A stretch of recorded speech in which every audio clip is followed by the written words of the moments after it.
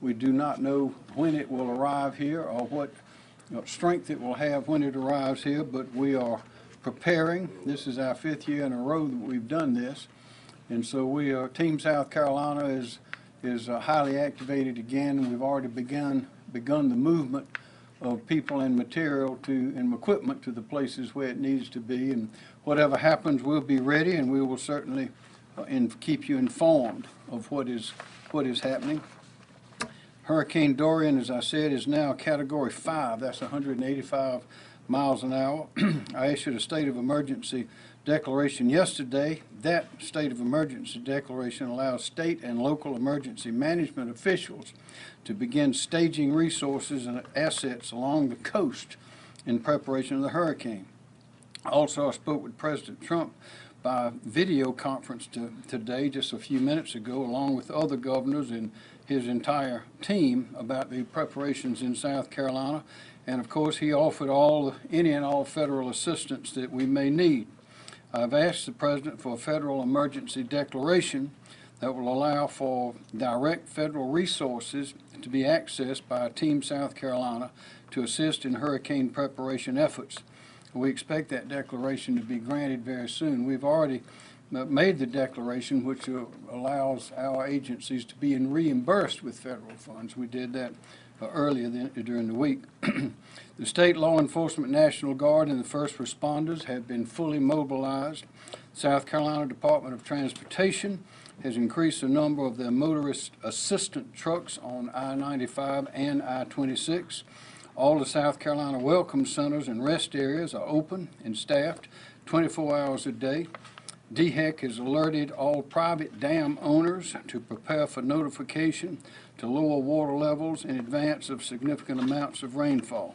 Department of Social Services is preparing to open their shelters across the state if and as needed. And of course, as always, we will continue to monitor the storm. Again, we're monitoring 24 hours a day, not only from this place, but around the state. 24 hours a day, we're monitoring the storm, and we'll make further announcements as the time comes to make those announcements. Do you have any questions? Governor, when you said resources have been activated and mobilized, can you elaborate on that? Is that National Guard troops moving to staging areas? It is indeed. General McCarty, please. Yes, the National Guard, based upon the governor's executive order, has been mobilized. We have approximately 1,000 soldiers and airmen now that are being brought up. They will initially report to their units, and then we will move them on to their staging areas to be in a position to support directions given by the governor in response to the storm. Also, Director Christy Hall. Thank you, Governor. Yes, ma'am.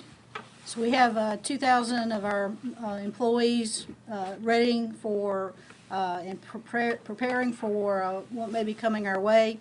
As the governor mentioned, we have increased our presence along our vital routes in the state to make sure that we're able to keep traffic flowing. And at this point in time, all traffic is moving well around and through the state. Director Leroy Smith, please. Thank you, Governor. Department of Public Safety coordinating ESF 16, we have 2,785 law enforcement and National Guard personnel assigned to ESF 16 for traffic management efforts. With regard to I-95, we have increased our staffing on the I-95 corridor from the Georgia state line to the North Carolina state line to keep the traffic flowing. So far, things are operating very smoothly. Thank you, Governor. Thank you very much. And there is more, but let's have John Quirello to give us the weather report, please. Thank you, Governor. Good afternoon. As the Governor had mentioned, Dorian is currently a Category 5 hurricane with wind speeds of 185 miles per hour over the northwestern Bahamas. And in fact, it makes it the strongest hurricane in modern records for the northwestern Bahamas. Dorian is expected to slowly near the east coast of Florida Monday night into Tuesday before starting to turn northward and increase in forward speed. The latest forecast from the National Hurricane Center indicates that Dorian will track just off the South Carolina coast late Wednesday and Thursday, likely still as a powerful hurricane. It's important to remember that this track can change over the next couple of days, and only a small change in the track will have large implications on the potential impacts here in South Carolina. So at this point, everyone should be preparing now for potentially significant impacts along the coast Wednesday and Thursday. Thank you. Thank you. And with that, Director Kim Stinson, would you give us an overview, please? Yes, sir. Glad to. The State Emergency Operations Center right now is at OPCON 1, that's operating condition 1, which is our full readiness level. And that's for us to be able to coordinate any state response we might have to do in the near term. Our current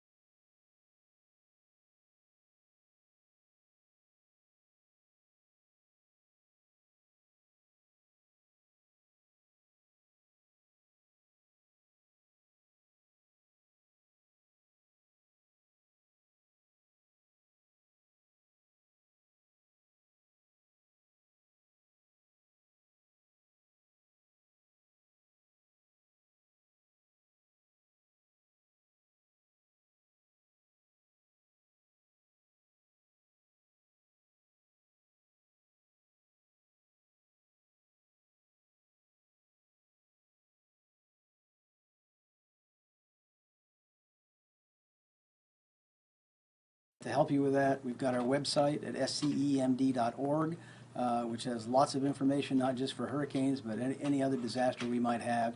And then last year we fielded a new tool for your smartphone or your cell phone, and that's the South Carolina Emergency Manager app, which basically has everything on the website and helps you develop your own plan, have your own checklist. You can actually put in important information in there and carry that around with you and as we move forward mobily these days.